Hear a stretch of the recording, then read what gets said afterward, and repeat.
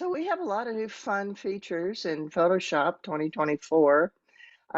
Adobe dropped it earlier for Adobe Max, and everybody was surprised. But um, I'm going to talk a little about what's going on lately. So all the features are available in the latest version, version 25. The current version is 25.2. If you don't have some of these features, be sure you've upgraded.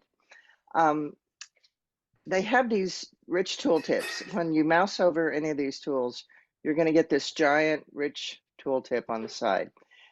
And they're actually pretty good. If you want to go through and watch the quick video about how the clone stamp works or whatever you've moused over, like I said, they're actually pretty good, but I find them annoying. So I get rid of mine by going to settings, going to tools, and up here in your preferences where it says show rich tooltips, I turn that off. I like the little tooltips that tell me the tool names. Sometimes that's the only way I know I'm on the right tool because I can see the name. But the rich tooltips I find annoying, so I turn them off. I also want to mention that um, this is the features I'm going to cover. While they're pretty basic features, I'm making an assumption that everybody's pretty well versed with Photoshop and is used to using it. So this isn't, how to cut and paste, that kind of stuff. Okay, moving on. Adobe has added a new toolbar called Content Credentials, and that is to support their Content Authenticity Initiative. Basically, what that means is they have added content credentials that is metadata that is added to your image anytime you use any of the generative AI tools. So anytime you use their piece of software is called Adobe Firefly. That's what they use to create generative fill and generative expand. Metadata will be written to your file. It is not editable. That means you won't be able to go back and change it later. And that may be a consideration if you're submitting for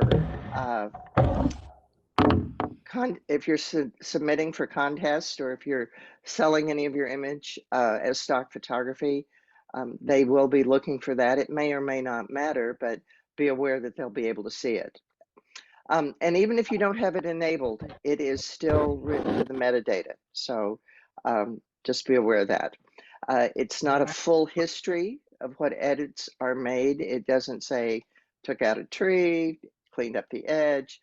It just indicates that AI was used and adds it to the metadata. Now, Adobe has this thing with credits. You get, depending on the plan you have, you get 99 credits a month or 250 credits a month. And every time you use a generative fill or generative expand, you use up some of these credits. Nobody's really sure what they're doing with those credits.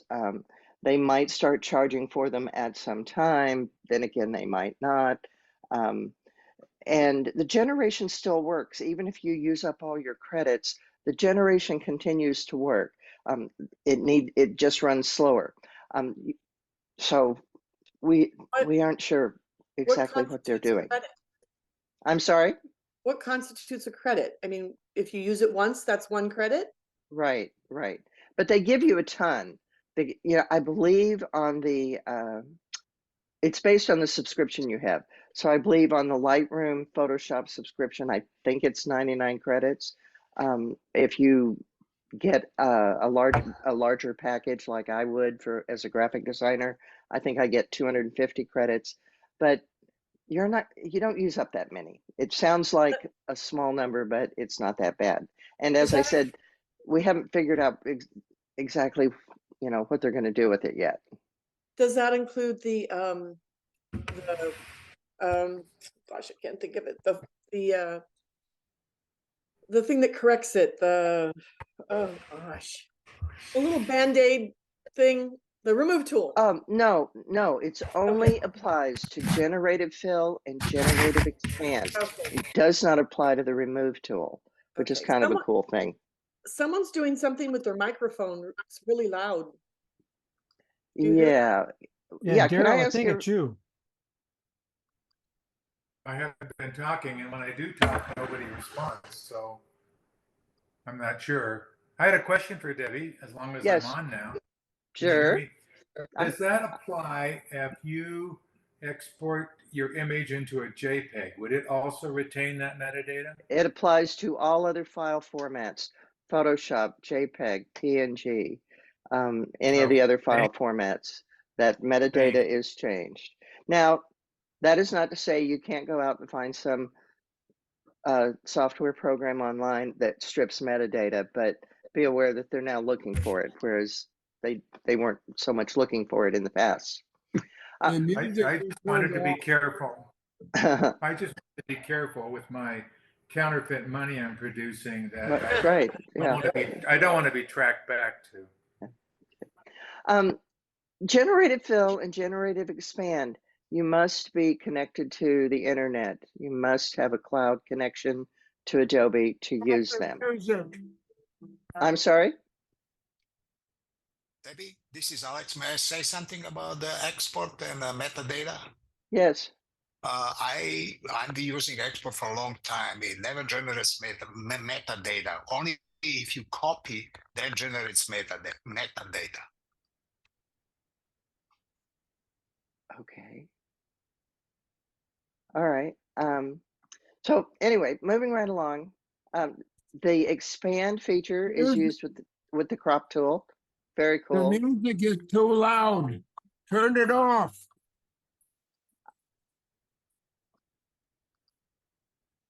Okay, can I ask everybody to mute yourselves?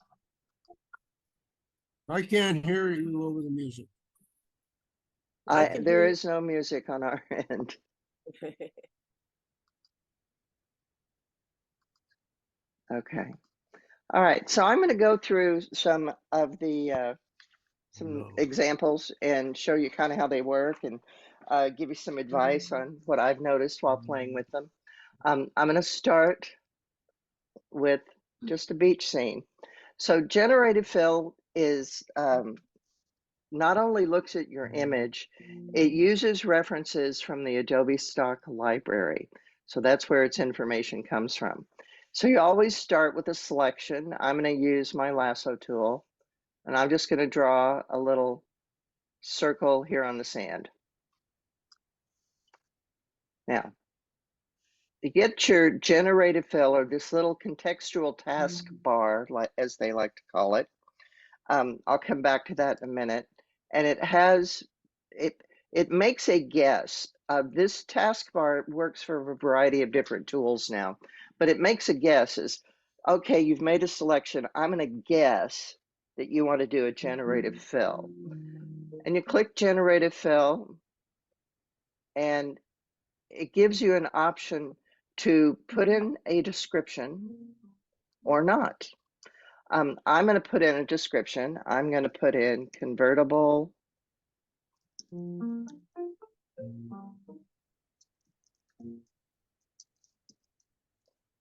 classic car, and I'm going to ask it to go ahead and generate. And you also get some cute little tips here. They're actually pretty good too.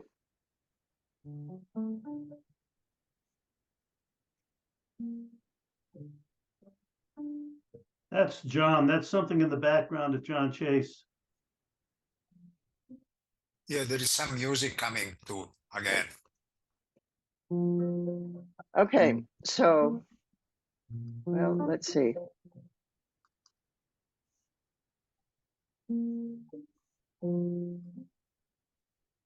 John Chase, can you mute yourself? Yeah, can I ask everybody to double check and mute yourselves? So you'll see I've got a convertible here. It was placed into the selection I have. It takes into account where the light is coming from, where the shadows are coming from, and it gives you 3 different versions. And if you don't like any of your versions, you can generate it again. Now, if you look over here at my layers panel, it generates a new type of layer. It's a generative layer. It's kind of like a smart object, but they call it a generative layer. And it actually creates the mask. It creates the blend around it.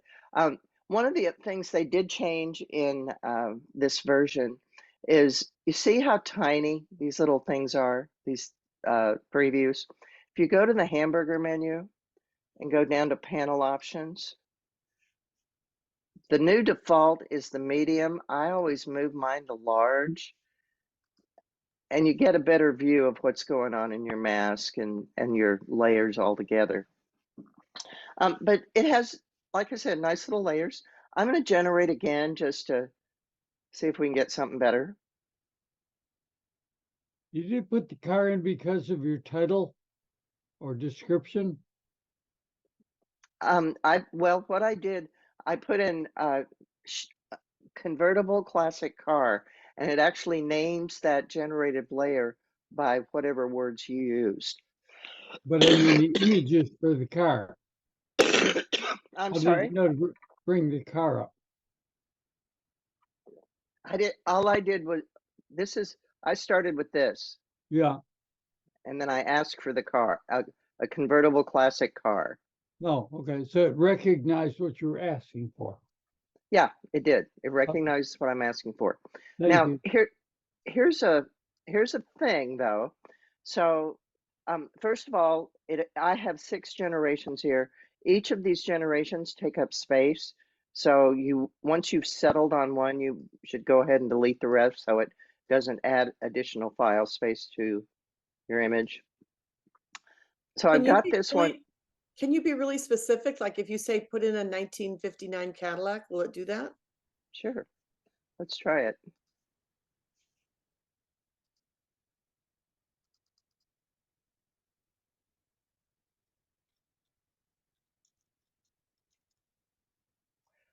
Well, I say it will, but that's going to be based on if Adobe stock has a 1959 Cadillac that they're willing to let use an AI.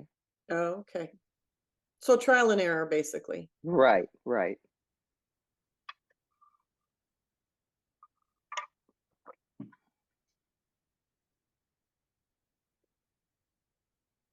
Okay, we encountered an issue with your prompt. Okay, apparently they couldn't do that one. Hey, Oh Debbie, my. question. Suppose I have a picture of a sports car that I took. Can I direct it to blend that picture into this? I don't know. Okay. I don't know about that. So you're asking if it can do your own images. Yeah, I don't know that it can yet. Yeah, I don't know about that. Maybe All right. I was gonna say try a Mustang. That's really common. Let's see how that Oh. goes. Okay. 60. I don't even think you need to put it. 65 Mustang.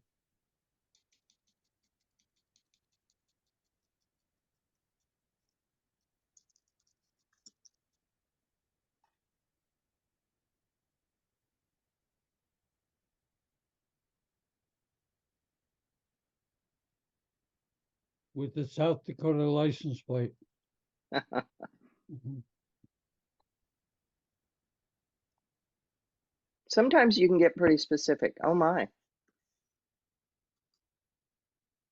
Well, that's not much of a Mustang. That's as close as it's going to get. So you just kind of have to play around with it. It's based on, like I said, whatever imagery Adobe is actually licensing for AI and what you're asking for. I'm going to go back to this one that I came up with just so I can show you another thing about it. So you can generate more than one image in each document. I want to add a reflection over here, so I'm just going to make a little selection down here over underneath the car. And where it says generate, I'm going to ask for a water reflection. and ask for generate.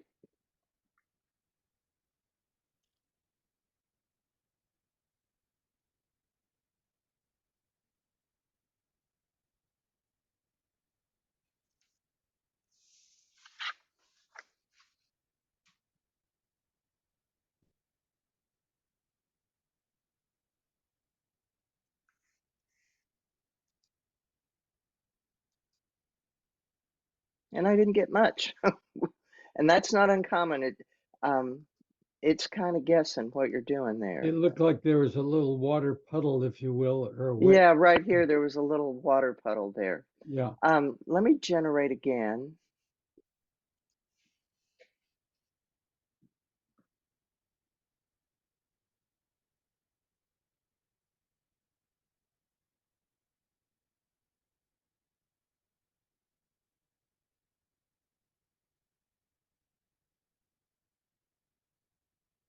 Okay, so You can see the wheels in the shadow of the car. yeah. So you can kind of see the reflection of the vehicle here, right? Mhm. Now, if I go back and say, oh, I want to generate a different car. Oh.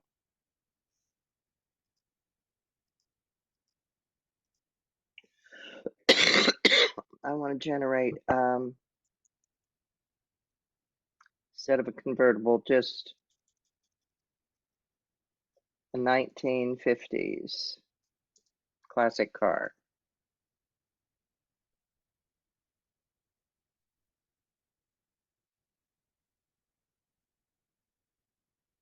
It should redo the reflection, shouldn't it? Well, it should, but it does not. It has no memory or connection to that reflection. So whenever you redo a car, redo an image, you have to redo your reflection as well. That's something they haven't quite figured out yet. And it will do some weird distortion things sometimes based on your selection, on how your selection works. So let me.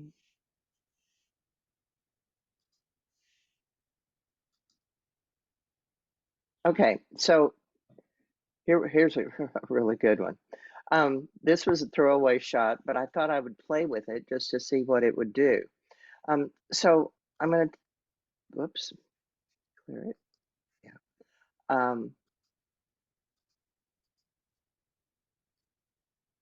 Bring this down, bring this up a little bit.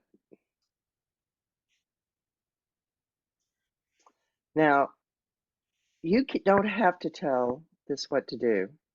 I decided, well, I'll try to get rid of this trash can first, see how it does on that.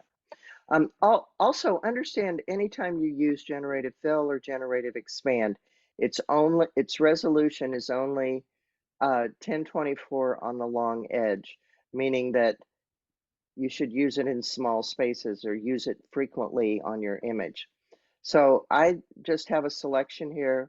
I'm going to click once on generative fill. I'm going to leave it blank, and I'm going to click generate again and let it guess what I want to do. When you say the limit on the long edge, that's with reference to just the area you're regenerating, right? Correct. Correct. All right, so it got rid of the trash can pretty good. I was pretty pleased. But then I have this big, thing here. I never thought this would do anything, but and I decided I wanted to, get even the shadow out here. And same thing, click on generate. I get a prompt. I'm leaving it blank, and I'm just going to generate again.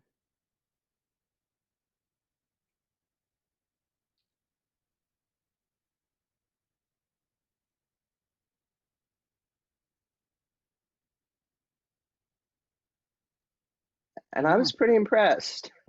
It got rid of a lot of stuff out of my image. It gave me 3 options. Not wild about that one.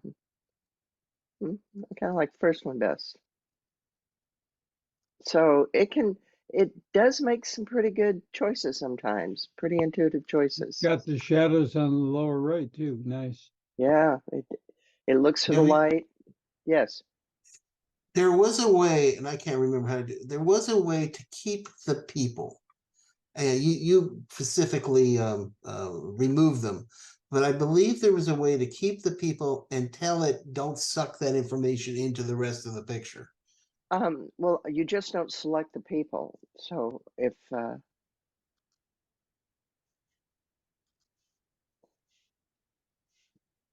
actually I can do it from here. Wouldn't this try to suck the people into? I've done it a couple of different ways, and sometimes it does, sometimes it doesn't.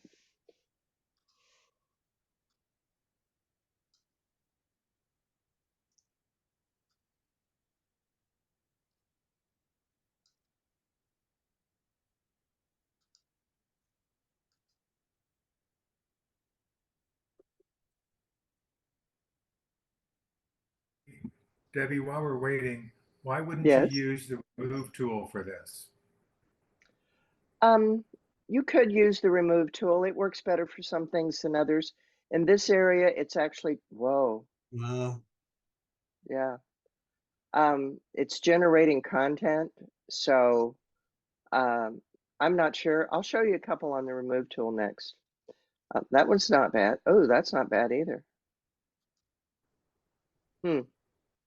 Yeah, and I think it has more to do with your selection on what it works on and what it doesn't work on. It's a mysterious tools here. Oh, let me show you this. This one's pretty. Okay, so I'm going to select my subject. It does a lovely selection for me. But what I really want, now you have icons down here. Much like the option bar on the top, you have icons here that will allow you to work with that specific tool. So I'm going to go ahead and inverse my selection so that I can work on this background. And here in generative fill, I'm going to ask for street,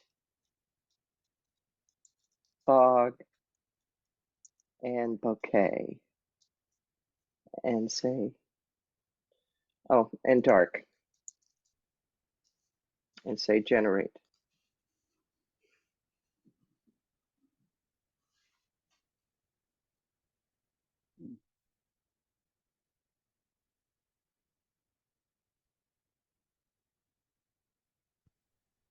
Is your picture smaller than 1024? Well, yeah, I way overdid the 1024. You will see a difference in the resolution if you really zoom in. If I zoom in here, well, actually, it did pretty well. But yeah, her hair is pretty soft around the edges. But yeah, I went way over the 1024, so you just have to look out for the resolution when you do that. But if you're using them for online media, stuff like that, you know, it'll do some nice things. So if it changes the resolution for what you just put in the background, when you save the document, will her resolution go down also? Yeah, it will. Well, it will. No, it won't really go down. How do I answer that question? Anybody feel free to jump in. The background will be softer, and depending on the transition, it might be a little blocky. I've seen it be a little blocky a few times, but the background will have a softer transition than actual her face. So if you save it, you know, the background may be pixelated. There we go. Background may be a little pixelated. So I believe whatever was not selected is gonna stay the same original resolution. right. Okay. One thing you should know about too is with this. So if you're doing an illustration, which I was surprised they did this, I want to add a generate a fill of a surfer with a board.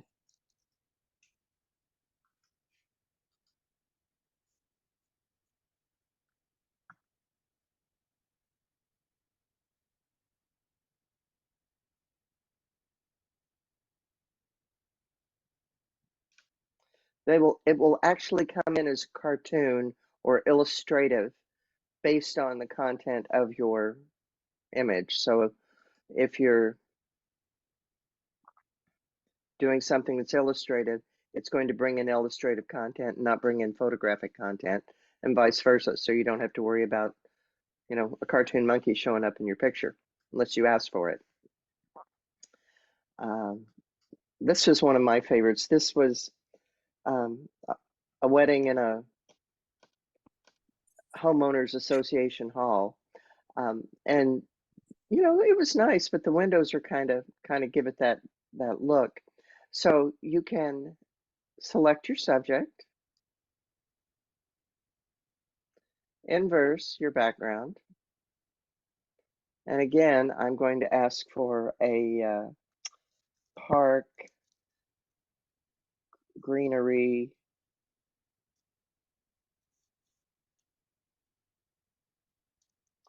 evening.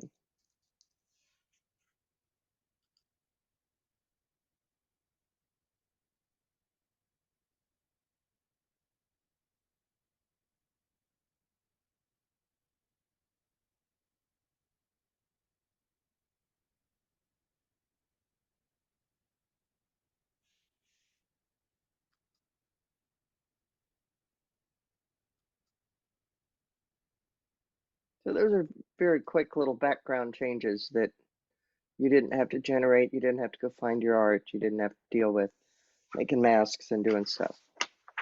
But let me show you some other fun stuff with this. Let's go to expand. So I kind of missed this shot coming and going. I missed the right side and I missed the left side. If you take your cropping tool, you just drag out your edges. Again, you know, if you're worried about resolution, you do one side at a time. I'm doing both sides just for demonstration purposes. And I'm not even going to ask it what I want to do. I'm just going to click generate.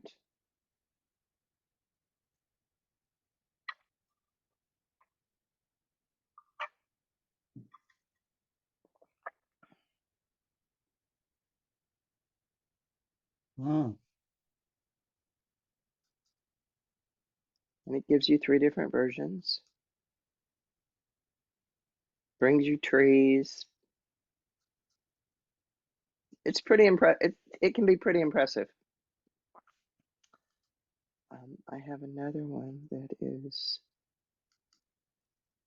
If I understood you correctly, if you did one side of the barn and then did the other, the image would be better than if you did both sides at the same time? That's correct. Because the resolution is 1024 on the long edge, Right. it's better off to do lots of corrections in little pieces. Okay. You'll hold your resolution better.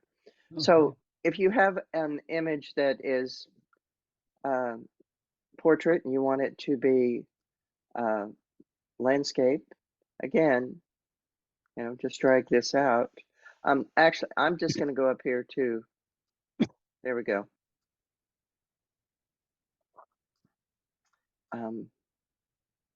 So I have it at an 8x10 or a 4x5, and it has set my crop for me. And I'm just going to ask it to generate. Now you could do this with content aware fill. I think it would take a little more time, actually.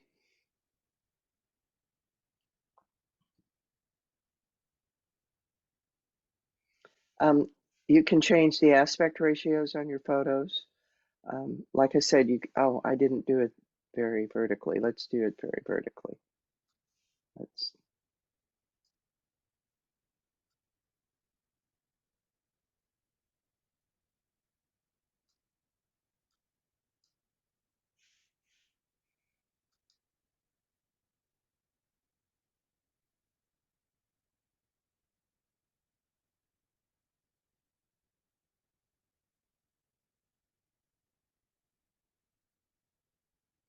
So it can make your life a lot easier if you just need a little piece that you need it to recreate. Um, okay, we'll come back to that one. So I'm going to use the remove tool this time. And just like most of the tools, you have to start with a selection. I'm going to just use a marquee tool. I want to get this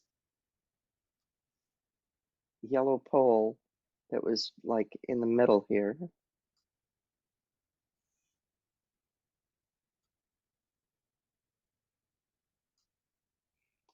Well, I'm going to start with generative fill.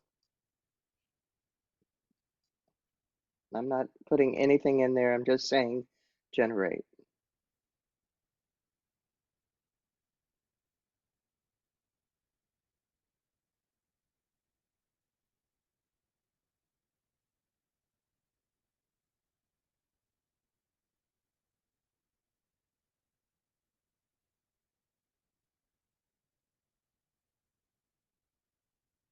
That wasn't bad.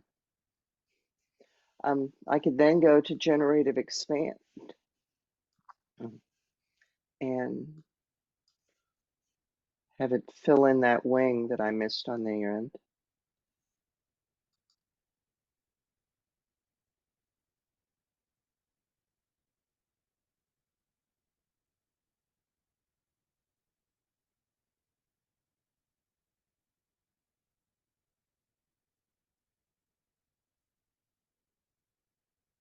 Wow.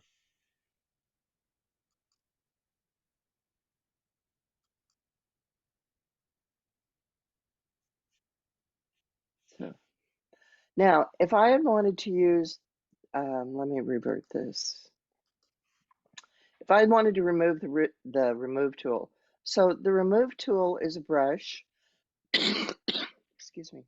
Handles just like any other brush. Um, your right bracket key makes it bigger, left bracket key makes it smaller, and you just cover whatever it is you want to remove. I need a little more than that.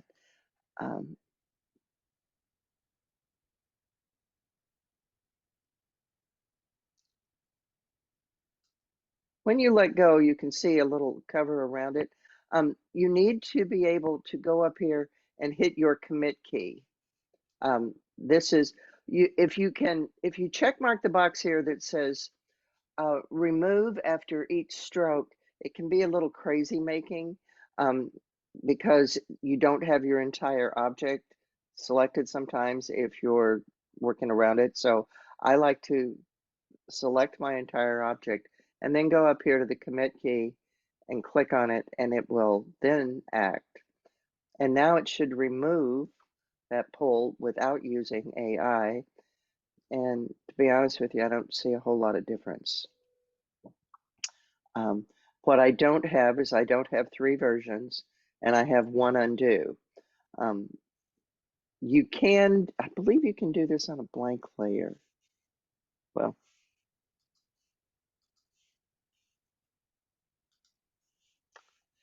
yes, just make sure sample all layers is selected.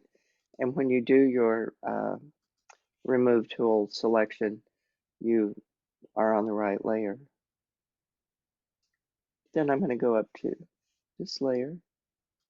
No, it's not going to let me. It'll let me do it here. Yeah, it will let me do on that layer.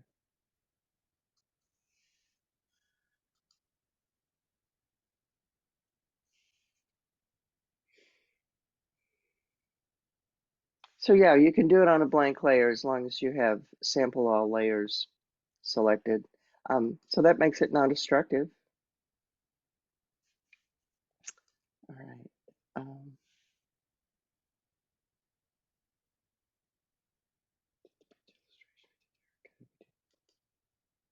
So this kind of remove. So in a perfect world, this would work really well, but this is when I found it to be hardest to get the result you want. So I'm going to start by just making a selection of these 2 girls. I want to start using the remove tool though. So something else I can show you is the remove tool. I want to select these two girls, and normally you'd paint crazy all around to get it. Now you can just do an outline, and as long as you make the outline touch at the top, it fills this in.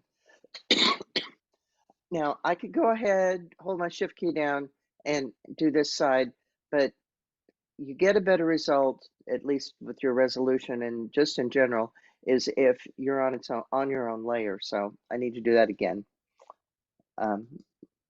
Yeah. So I'm on my own layer. I have sample all layers selected, and I'm going to do this again.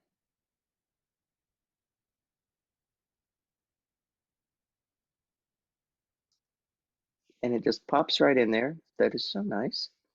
And then I'm going to go ahead and hit my commit button for remove.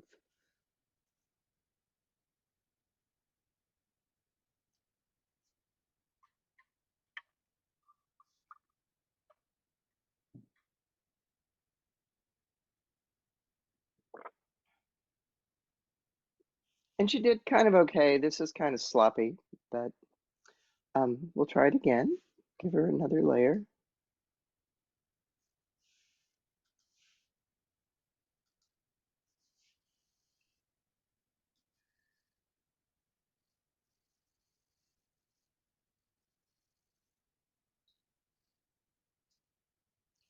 And we'll ask it to remove again.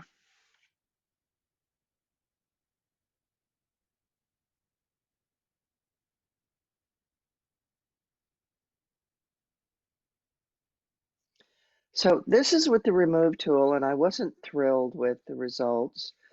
They were pretty smeary.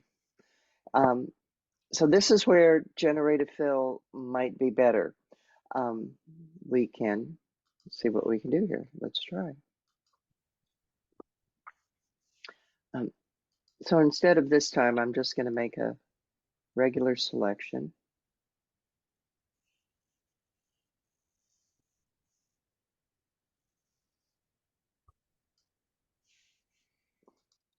And I'm going to ask for it to remove. We'll see what I get. And I'm going to say generate.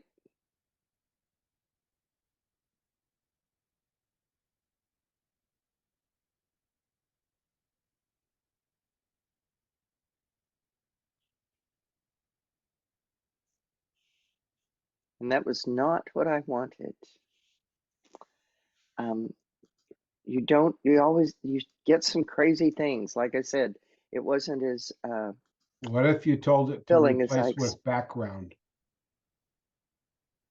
Debbie, what if you said I don't know. replace We with can back? try. Let's try again. Let's.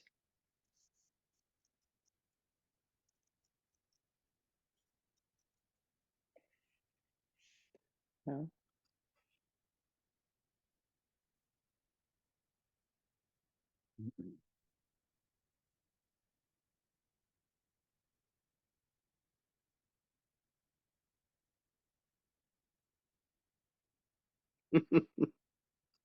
Well, that wasn't the background we were looking for.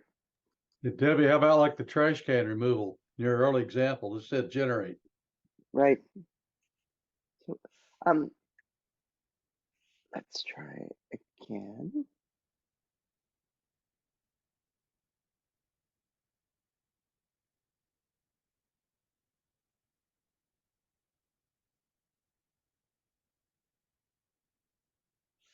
Yeah, it is very frustrating from time to time. I've seen this work and I've seen it not work. Let's try something different here. Let's get all of them.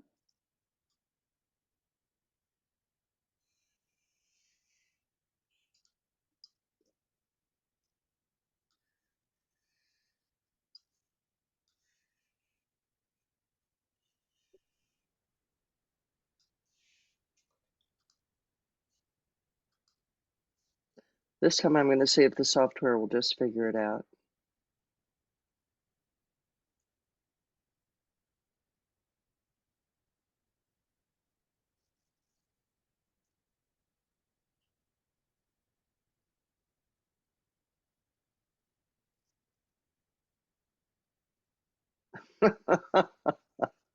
Well, yeah, so it can be, Debbie, how about if you try remove people? well, they generally tell us what you want, don't tell us what to do. And they will give you very confusing messages on that, but I'm all in. We can try that again.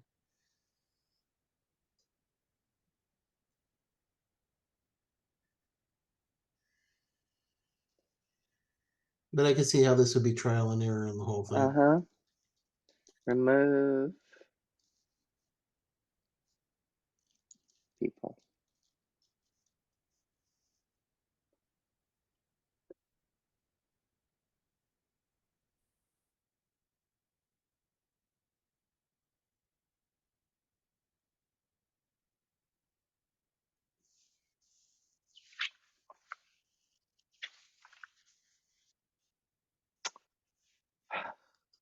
Well, it Yeah, removed the those people. would be easy to get rid of. Can I ask you something simpler? Can you change dresses to blue or pink or red, or will it do that? Instead of trying to take the people out, will it do something? Because that would save you a lot of time if you were really trying to edit something and you wanted a different color. Mhm. Or maybe you could type remove Louboutin shoes. Let's see.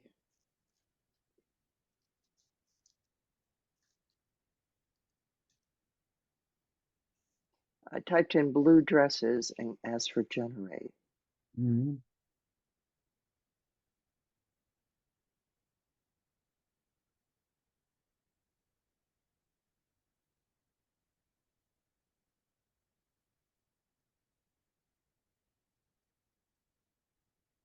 Well, we got people in blue dresses and pink How about if you dresses. try generate pavement? Generate what? Pavement. Pavement? Sidewalk. Pavement sidewalk.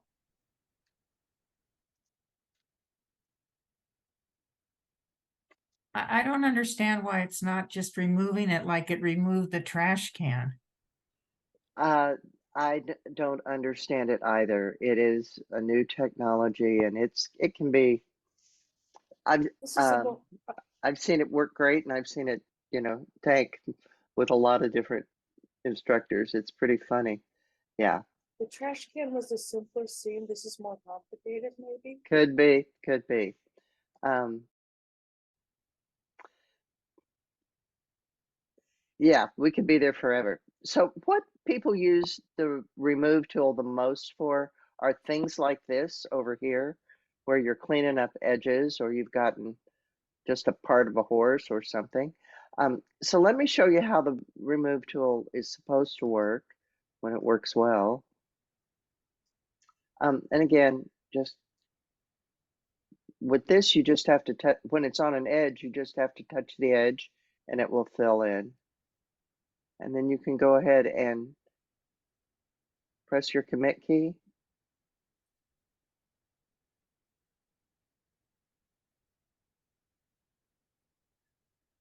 Now that's why I think AI would have great use in that. I do want to see how the resolution really went south there. Shows up in this image, especially in here, gets real soft. So sometimes, depending on the image, the rear resolution can go south. But I like being able to clean up edges with remove, and instead of using an AI. So, Question, Debbie, does generally fill leave the resolution alone, unlike the remove tool, which is 1024? No, the generated fill is also 1024 on the long edge whenever you're replacing anything. So I have heard rumors it's going to 2076, but right now it's at 1024. So this little contextual taskbar that's pretty new. If you use the beta at all, this bounced all over the place. It has a hide bar. You can reset the position bar. You can pin it wherever you want to pin it. And based on what tool you have, it will prompt you with the next best step. So because I have the move tool, it's saying, you know, based on your image, the next step is you probably want to select the subject, or you probably want to remove the background. So it's trying to guess ahead for you. It covers, there's a bunch of things it works on. It works as a pixel layer to select or remove subject. It can import an image. It works on the type layer. For the mask layer, it has an subtract and an add feature. The generated layer, if you're generating, say, oh, I forgot. I was going to do a cowboy hat for one of them. You can generate content that you add, and it has selections, transform, some of the transform tools, the generated fill, and the crop. So this does a variety of things now that it didn't do before. And it used, like I said, it used to bounce all over. You can actually pin it to a position and it will stay there. So if that's helpful for you, just be aware that this thing is not going away. They're sticking another panel in our face, which is just the way it is. But here was something that this might work, it might not. So I want to take this cupcake and replace it with ice cream.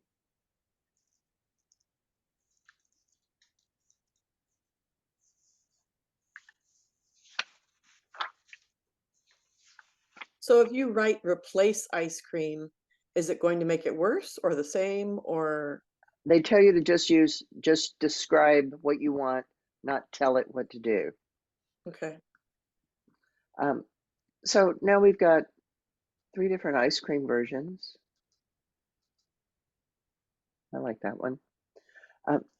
So here I want to add a robot. Let's see.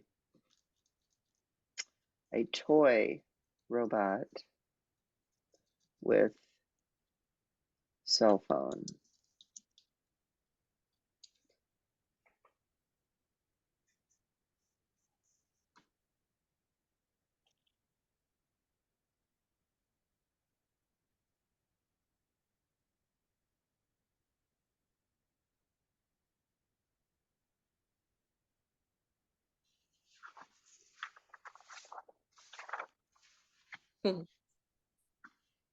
So you can kind of create images that we used to have harder times with when a client would want something.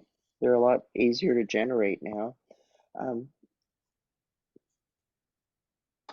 Like I said, where I see a lot of help with this is, you know, getting rid of stuff on the edge, all around the edges. That would be a great cleanup for me, at least. Okay, so a couple other things. Let me.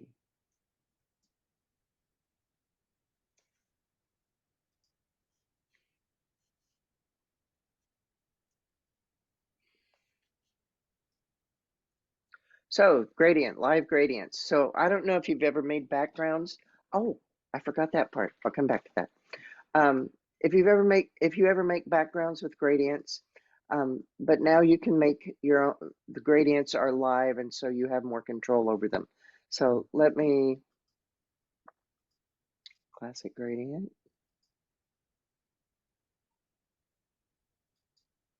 Okay. So you have all your different types of gradients. You take your gradient tool, hold your mouse button down, drag across, and you get a gradient. And this one, you can't do anything to. You can't deal with it. You can't do anything with it. It's just a background. So we're going to do that. These two.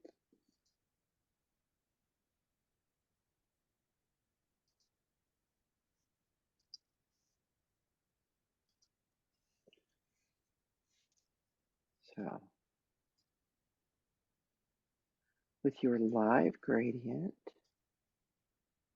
Yeah. Ooh, look at that pretty little line we have there. So now we can control each of these little stops as to color and to exactly where they fall on that linear line. And you can move them around. You can do this for all the gradients. I'm going to take this. When you double click on the stop, it will bring up the color picker so you can change the gradient.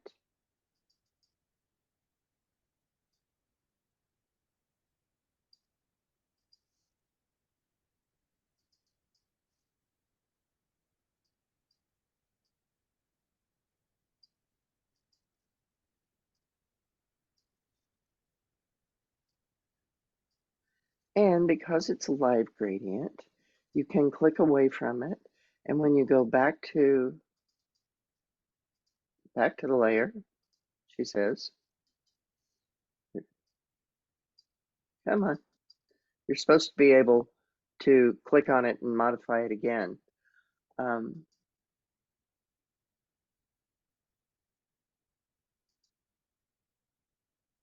There we are. You have to have the tool selected. So yeah, you can go back and change everything about it.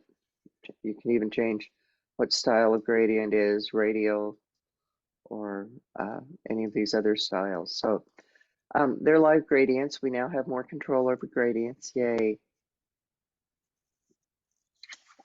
And we have presets now. Just like we had presets in Photoshop forever, we have presets now. And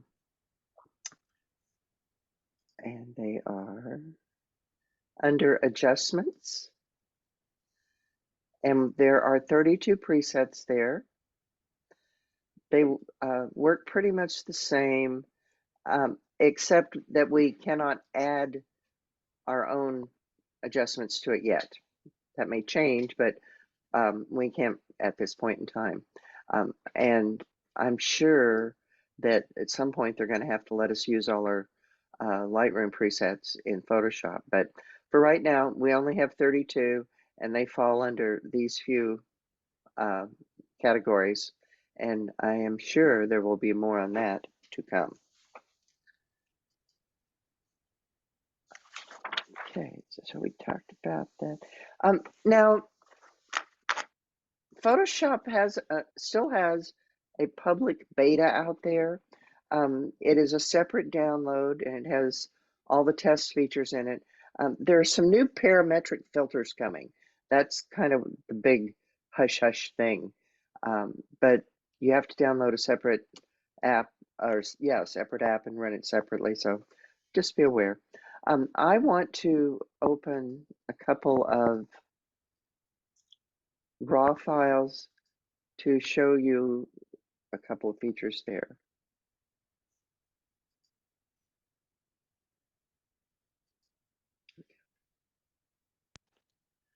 All right, so anytime you open a raw file, it shows up in Camera Raw. Looks very similar to your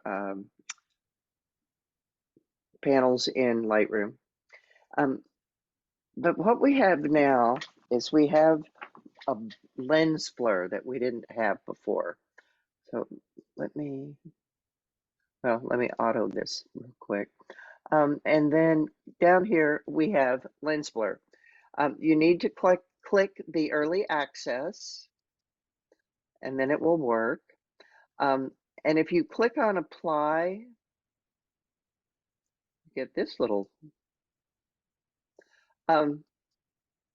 it will automatically set up a blur.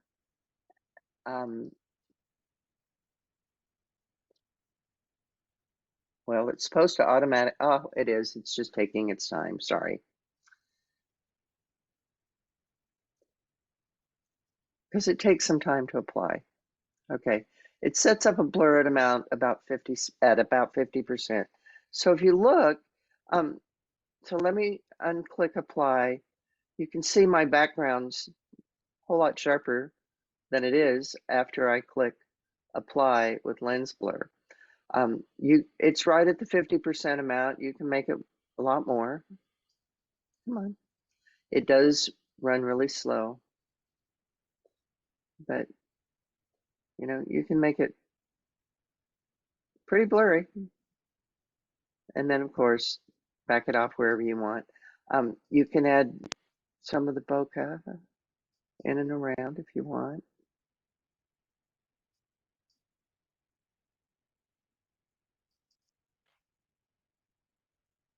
So it's a way to get a little more effective lens blur in some of your images. Now, whoops.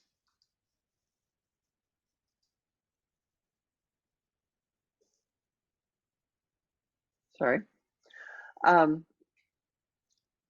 Once you have your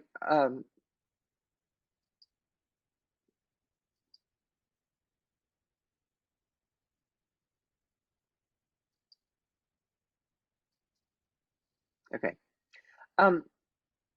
Down below the lens blur area, there's a thing called focal range. The default amount for focal range is subject focus versus point focus. So obviously subject focus will look for what it thinks is the subject and then focus there and allow the blurring to happen farther in the background. But if you want to get more control over that, the minute you click on this little slider button down here, you're going to go to point focus, but that's okay. And I'm going to click on visualize depth just so you can see. So this is 0 and 100% on the, and you can move this little focus range around. You can also extend it however much. And you can see how you can affect the blurring in your image. And again, it's something you're going to have to play with and get used to. There is a refine button that if you open up, you can brush in the amount of blur based on the brush size, the feather amount, and the flow. So you can get real nitpicky with it. You can blur it. You can apply focus. It will focus an area you have blurred using this tool. It will not recreate focus out of nothing. It's more like a masking tool.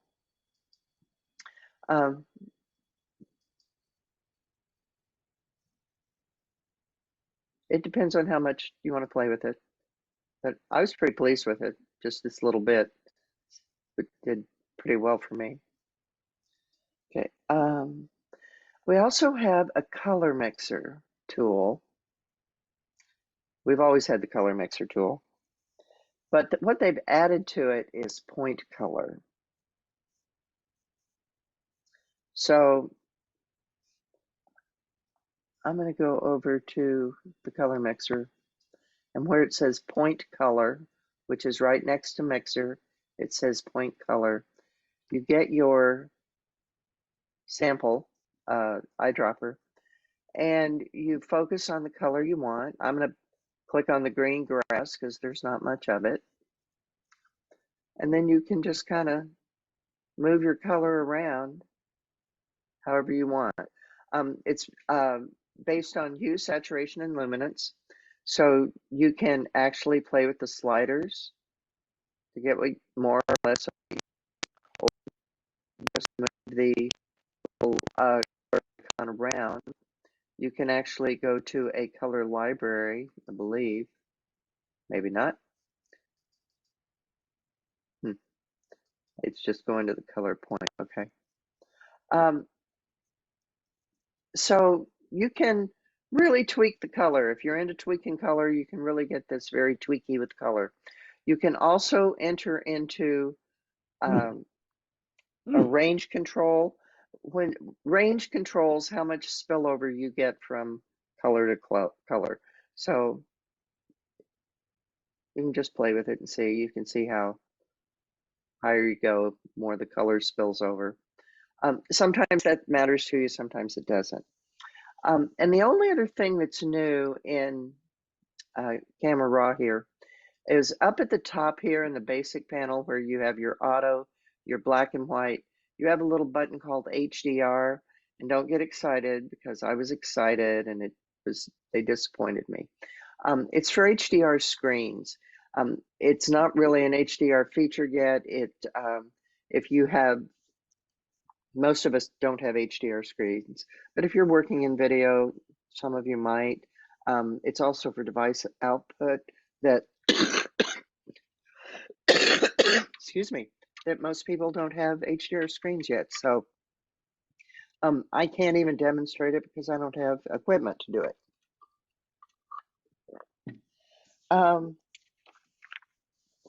So we won't go there anymore. And that's really all I have. Anyone have any questions?